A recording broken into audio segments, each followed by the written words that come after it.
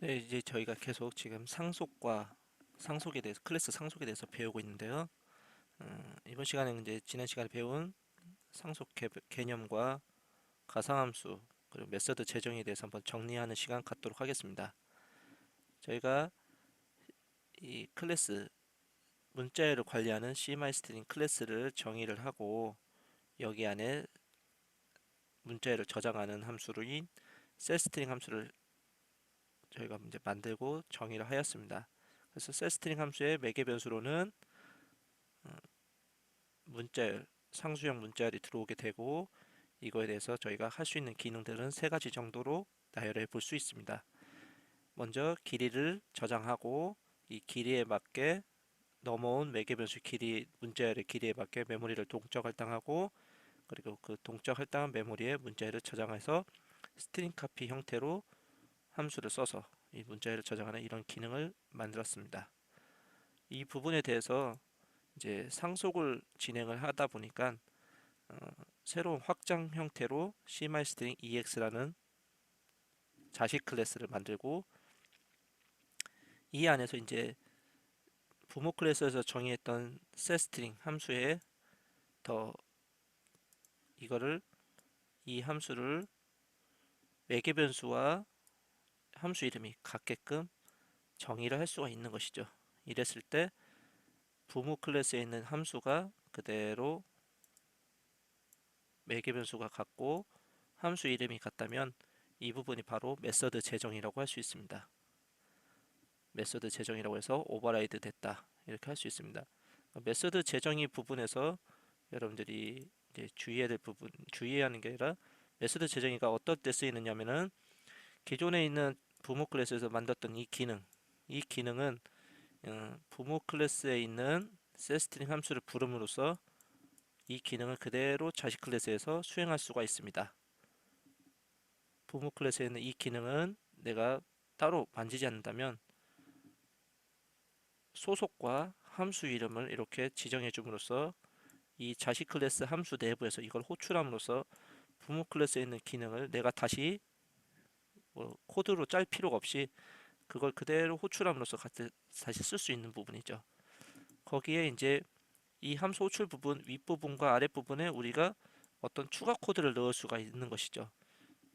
메모리를 뭐 할당하기 전에 어떤 부분을 수행한다든지 메모리 할당하고 나서 어떤 부분을 수행한다든지 이런 부분들로 인해서 기존에 있던 setString의 기능을 좀 더 확장시키고 싶을 때는 이렇게 추가 코드를 넣어서 할 수가 있는 것입니다. 이런 부분들이 이제 자식 클래스에서 메모 메서드 재정의를 통해서 이런 추가 코드를 넣을 수가 있는 것이고 만약 이 부분 기능에 대해서 이 부분 기능을 새롭게 이 부분의 기능을 setString 함수를 기능을 완전 새롭게 하기 위해서는 내가 새롭게 하겠다. 그러면 이 부분의 호출이 빠지는 거죠. 이 부분의 호출이 빠지고 새롭게 추가 코드로만 구성을 한다고 하면 부모 클래스에 있는 setString과는 아예 전혀 다른 새로운 기능, 이 기능을 상속받지 않고 새로운 기능의 setString 함수로 정의했다. 그렇게 볼 수가 있습니다. 그래서 두 가지 기능으로 볼 수 있는 게 첫 번째는 부모 클래스에 있는 setString 함수 기능을 그대로 쓰되 위아래에 추가 코드를 넣음으로써 확장하는 기능이 볼 수도 있고요. 두 번째는 부모 클래스에서 저장하는 setString 함수의 기능을 이 함수로 호출하지 않고 전혀 새로운 새로운 기능의 setString 함수를 자식 클래스에서 정의할 수 있다. 그래서 이제 확장할 수도 있고 아예 새로운 기능으로 변경할 수도 있고 그런 부분에 있어서 메소드 재정의를 할 수가 있습니다. 그래서 부모 클래스에 있는 이 부분을 호출하는 이 부분이 유용하게 쓸 수 있으니까 충분히 이해하시고 어, 부모 클래스에서 이미 만든 기능을 내가 새롭게 이제 재사용하고 싶을 때는 이렇게 호출할 수 있다. 그러지 않으면 내가 새로운 기능으로 추가 코드를 넣어서 이 부분을 호출하지 않고 새롭게 넣어서 새로운 기능의 setString 함수를 만들 수 있다. 이렇게 이해하시면 되겠습니다. 메소드 재정의 부분이고요. 메소드 재정의에서도 매개 변수와 함수 이름 그대로 동일하게 적용이 되고 있습니다. 네, 다음으로는 이렇게 메서드를 재정의한 부분에 있어서 사용자 코드 입장에서 사용자 코드에서 객체를 만들고 그 객체에 대해서 함수를 호출했을 때 이 함수의 호출이 변화가 어떻게 되는지 한번 확인해 보도록 하겠습니다. 만약 객체를 만들었어요. 객체를 만들 때 new 해서 자식 클래스 형태로 동적 형태의 객체를 만들었는데 이 객체를 만드는과 동시에 이것의 반환형인 포인터 값이 포인터를 PSTR에다 담단 말이죠. 새로운 객체를 만들어서. 근데 그것의 참조형은 어떤 참조형이냐면은 부모 클래스에 있는 포인터형 참조형으로 받았습니다. 한마디로 자식 클래스 형태로 만들 때 그거에 대한 포인팅은 부모 클래스 형태로 포인팅을 했다라고 보시면 됩니다. 이게 예, 이 부분이 충분히 가능하고요. 타입이 다르지만 상속 관계에 있어서는 충분히 가능하고 이 부분이 바로 유일하게 쓰입니다. 예, 유용하게 쓰입니다. 그랬을 때 이제 만약 PSTR에서 이 setString 함수를 호출하면 이 setString 함수 자체가 지금 부모 클래스에서도 setString 함수가 있고 자식 클래스에서도 setString 함수가 있는데 과연 이 PSTR의 객체에 있는 setString은 어떤 걸 호출할까요? 이 부분이 여러분들이 명백하게 이해를 하셔야 됩니다. 그래서 setString 함수가 일반 함수일 때는 이 부분이 객체가 실객체형이라고 보시면 되고요. 이 부분이 참조 형식이라고 보시면 됩니다. 다시 한번요. new로 해서 객체 실제 형식, 이 부분이 실제 형식, 이 부분이 참조 형식입니다. 그래서 만약 setString 함수가 일반 함수이기 때문에 일반 함수일 때는 참조 형식을 따릅니다. 어떤 형식이요? 네, setString 함수, 메소드가 일반 함수일 때는 참조 형식을 따릅니다. 그래서 이 부분의 문자열에 대한 호출은 어떤 함수로 호출하냐면은 부모 것에 있는 이 setString 함수를 호출하게 됩니다. 자식 클래스에 있는 setString 아니라요. 그래서 만약 내가 new로 자식 클래스를 만들었어도 이걸 참조 형태로 부모 클래스에 있는 참조 형태로 만들었으면 그거에 대해서 함수 호출 관계는 일반 함수일 때는 참조 형식을 따른다. 이렇게 이해하시면 됩니다. 네, 이 부분이 있고요. 두 번째, 함수 호출할 때 부모 클래스에서 앞에 가상 함수 형태인 virtual 키워드를 붙여놨어요. virtual 키워드를 붙여넣음과 동시에 이 함수는 가상 함수가 되고 이 함수의 가상 함수를 재정의를 하는 이 함수도 앞에 virtual라는 예약어가 없어도 저절로 상속받은 재정의한 함수 자체가 부모 클래스에 있는 함수가 가상 함수이기 때문에 이 함수도 가상 함수가 됩니다. 그래서 함수 정의가 동일하게 객체를 만들고 setString 함수를 호출했을 때 앞에서는 일반 함수일 때는 부모 클래스에 있는 참조 형식을 따른다고 했는데 이게 가상 함수로 되는 것과 동시에 PSTR의 setString 함수는 가상 함수일 때는 참조 형식과 실형식 중에 어떤 함수를 따르냐면은 실형식을 따르게 됩니다. 그래서 PSTR의 setString은 이 함수의 호출은 자식 클래스에 있는 setString 함수를 호출하게 됩니다. 그래서 여러분들이 참조 형식과 실형식 간의 관계에서 함수 호출 관계를 명백하게 이해하셔야 됩니다. 그래서 참조 형식일 때는 함수 자체가 일반 함수일 때는 참조 형식과 실형식 중에 참조 형식을 따르고 함수가 가상 함수일 때는 참조 형식과 실형식 중에 이 PSTR의 setString 함수의 호출은 실형식인 자식 클래스에 있는 setString 함수를 호출하게 된다. 여기까지가 일반적인 가상 함수에서 메소드 재정했을 때 호출 관계 이거를 꼭 이해하시고 넘어가셔야 됩니다. 그래서 참조 형식과 실형식에 대한 개념, 이 부분이 참조 형식, PSD에 대한 참조 형식, 그리고 실형식이 뉴로 만든 이 부분이 실형식, 실제 형식이라고 하시면 되죠. 실제 형식, 이게 꼭 이해하셔야 됩니다. 그래서 일반 메서드는 참조 형식을 따르고 가상함수는 실형식을 따른다. 네. 그래서 저희가 이제 다음에 무엇을 만들었냐면은 문자열 필터링에 대해서, 이제 첫 번째 방식은 이 부분에서 추가 코드를 넣어서 문자열 필터링을 만들었었죠. 네. 그 다음에 가상함수를 배움과 동시에 이런 형태로 문자 형태의 문자열의 필터링을 만들었습니다. 이것이 어떻게 동작하는지 한번 확인해 보시면, 먼저 이제 시간의 흐름에 따라서 이제 한번 확인해 볼 텐데, 이렇게 딱 반 잘라서 한번 확인해 보도록 하겠습니다.